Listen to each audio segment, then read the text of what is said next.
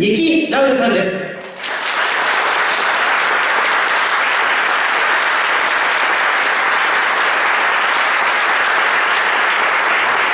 ニキ・ラウダさんです。 Hello, I'm here the first time in Japan, a lot of times. Fuji in the old days, Suzuka today. I like your country and I like to come here. こんにちは。かつては富士、そして今回は鈴鹿とまた日本に来ることができました。日本の方、日本は大好きです。それではお話を伺っていこうと思うんですが、まず私の方から代表して3つ質問させてください。まず今回の映画「ラッシュ」、ご自身をモデルに映画が作られるというお話を最初に伺ったのはいつだったのでしょうか。そしてそれについてはどういうふうに思われたのでしょうか。すぐに OK は出されたのでしょうか。I was approached a couple of times for documentary and other movies before, but I was never interested because I think it is too boring and too much work.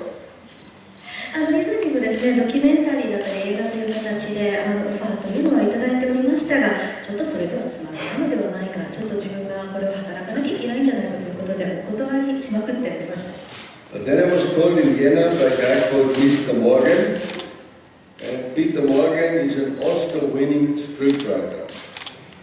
そしてウィーン在住でもありますピーター・モーガンという脚本家からある日連絡をいただきました。彼はオスカーのアカデミー賞にも絡む素晴らしい脚本家なんです。And he asked me 2 years ago if I would assist him to explain what happened in the Formula 1 season of 1976. そして彼に言われましたのが2年以上前のことになりますけれども、96年の F1 シーズンについてお話を伺わせていただけないかということでした。Then I met him a lot of times, told him answered all the questions he asked me. そして何度もお会いしまして、そして聞かれる質問すべてにお答えいたしまして。Then suddenly Ron Howard came to Vienna. そしてある日監督であるロン・ハワード氏もウィーンにいらっしゃいました。Apollo 13. 皆さんアポロ13などこの作品でご存知だと思いますが、とてもハリウッドでも名高いオスカーアカデミー賞も受賞していらっしゃる名監督です。Then I was told they have found Niki Lauda. Then they told me they have found Niki Lauda. そしてその後ですね、ニキ・ラウダを見つけましたという知らせを受けました。Daniel Brühl came to Vienna. そして演じるダニエル・ブリュールさんもまたウィーンに来てくれました。My first question was to him, how difficult is it to play me? 最初にダニエル・ブリュールさんに私が聞きましたのが、私を演じるのはどのくらい難しいことですかということでした。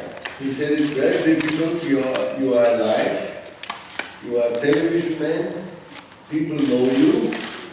So there I have to study you very well to be able to play a copy of you.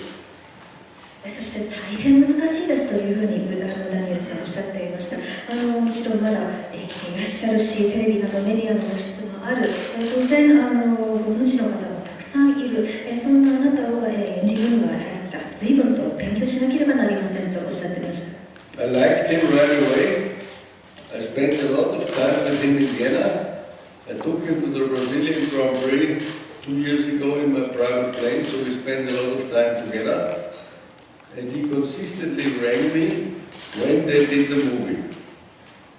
そして私の方もすぐにね、ダニエルさんを聞いていまして、でウィーンでもかなりご一緒、させていただきました。時間を過ごしまして、2年前のブラジルグランプリの方も私の自家用機でですね、一緒に行って案内をしたり、また撮影中も何度もね、お電話いただきました。Did anybody see the movie yet? こちらにいらっしゃる方で映画をご覧になっていただいた方、どのくらいいらっしゃいますか？ Okay. So then I don't need to tell you. I saw the movie now in London, in Toronto, in Cologne, and in Austria, at Catania.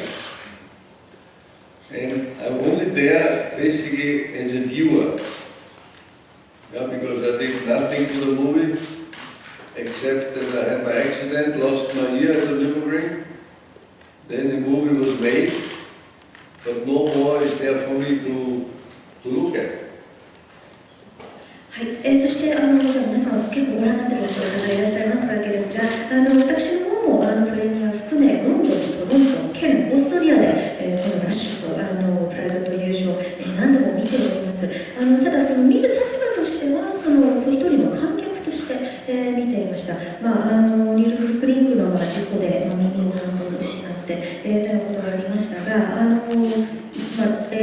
割とその一人の観客としてその作品を見ることができました。But I have to say, subjective, when I've seen the movie, for me it's outstanding because it's not a racing movie, which is the first time a modern movie of two different guys, Hans and myself, fighting for a championship. And the audience in Europe, the movies all over Europe, more or less on place one on the amount of people who see the movie.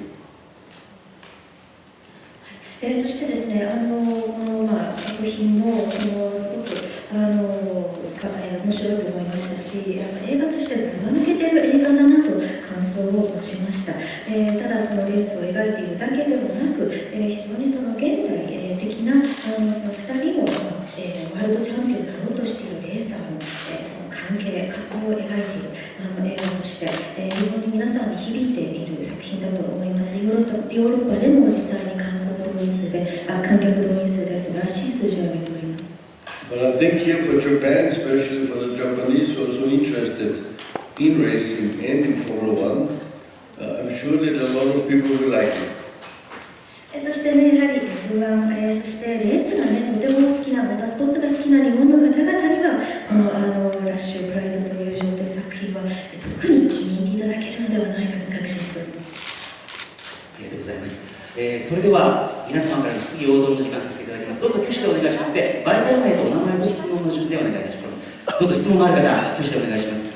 どなたか、ではよろしくお願いします。マイクございますので、はい、お伝えください。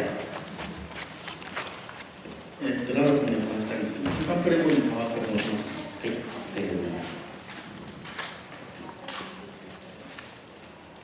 ラウダさん、ご自身のキャリアにとって76年というシーズンは、どういう意味を持っているでしょうか。それから関東選手とのライバルティというものは、ご自身の中でどういう意味を持っていたというふうにお考えになりますか。後半ちょっと聞こえなかったんですけれども、2つ目の質問は、ジェームズ・ハントとのライバル関係というものが彼の中でどのような意味を、キャリアの中でどのような意味を持っていたのかという2つです。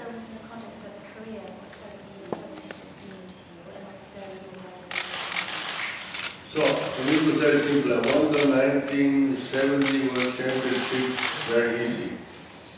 In 1976, out of the first 8 races, I won 6. So I was dominating the season like Vettel today, with no problem. Then I had my accident. I lost 3 races. 42 weeks later I came back, days later I came back. And Hunt, unfortunately, in the second half of the season was nearly unbeatable because he was driving in such a performance.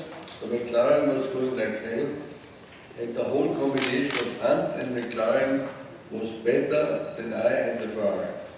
So I really had a tough time to the end, after the accident, to beat him. まずそのシーズンなんですけれど、最初の8レースは勝利いたしまして、なので、まさに今日のね、ベテル選手のように独走状態に近いわけだったんですが、その後事故に遭いまして、で3レース、出ることができず、42日後にカムバックを果たしました。ただその後半はですね、やはりジェームズ・ハントと、そしてマクラーレンが本当に調子が素晴らしく、私とそのフェラーリではなかなかその勝つことができないという、自分にとってもね、とても厳しいシーズンでした。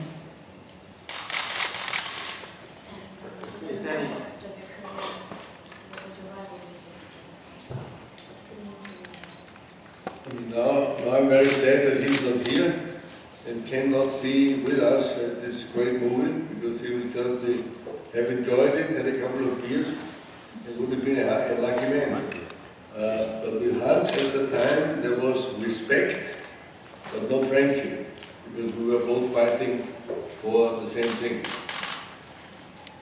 まさに今日ジェームス・ハントがいないということは非常に悲しいことです。特にこのラッシュ・プライドと友情という映画が素晴らしく、これをね2人で楽しんで見ながらビールにねその飲み交わしたいという思いが非常に強いですから、ただ当時はお互いにドライバー同士非常に大きなリスペクトを持っていました。ただ戦う相手でしたからね、友情はでもなかったんです、その関係は。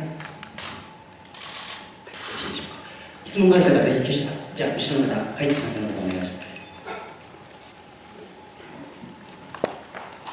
スティーナーのローチと申します。世界的に見ても F1 の歴史でも76年というのはそういう中で語られているような年だったと思うんですけど、日本に初めて来たということで日本に非常に大きな影響を与えたということをラウダがどのくらいで感じかということ、我々僕の仲間もF1 の世界で働いている人が76年のラグビーを見てという人は非常に多いですね。それ一つと、それからラウダさんはいろんなことを先を読まれる方ですけども、こういうふうに映画になることを自分で想像なさっていたかどうかちょっと教えてください。So that's two questions as well. Of course, you made your first visit to Japan to this Fuji in 1976. And that was a huge year because it was the first time Japan hosted a Grand Prix. So you were very influential in creating motorsports in Japan. So the question is, how well do you know about this? You're an influence on Japanese motorsports fan, and also you were somebody who was very good at predicting the future. Did you ever think that your story was going to be made into? So first of all, I knew from Fuji days and all through the past that Japan is a very much Formula One racing country. I would say I would rate Japan at the highest level of interest in Formula One, very close to England, for example, which are the number one fans because all the cars are coming from England. I don't see any other country, maybe Italy a little bit because simply of Ferrari, but all the rest is not as hard watched and here in Japan. So the publicity for Formula One, especially out of the old Honda days, Toyota, there was a lot of involvement in Formula One, so this is a country where everybody seems to follow. So what was the second question? The second question was, did you ever imagine that your life story is going to be made into? No, for me it was a big surprise. はい、ですね、まずやはり富士その先と、富士スピード時代、そして、現在その以前と非常にその F1 に対する関心がとても日本という国は高い国だという認識は持っております。